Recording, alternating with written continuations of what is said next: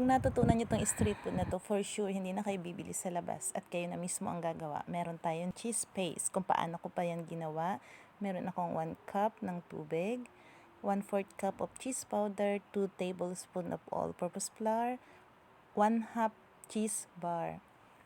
Pinaghalo-halo ko lang yan.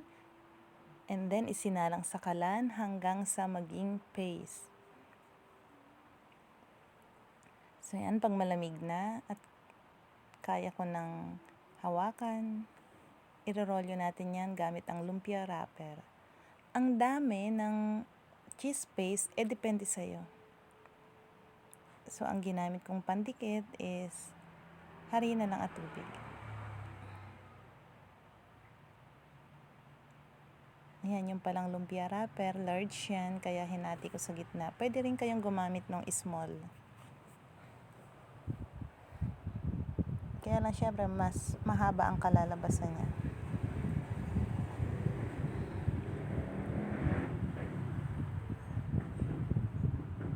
So, ayan, habang nagro-rolyo, papainit na rin tayo ng mantika sa kawali. Hindi naman kailangang iprito mong lahat yan.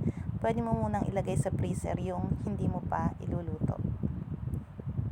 So, pag mainit ang mantika, ilalagay natin. Make sure na mainit yung mantika, mga beshi, kasi ma-absorb niya yung mantika sa loob kapag hindi yan masyadong mainit.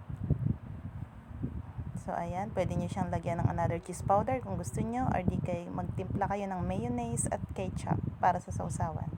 Hope you like it. Thank you for watching.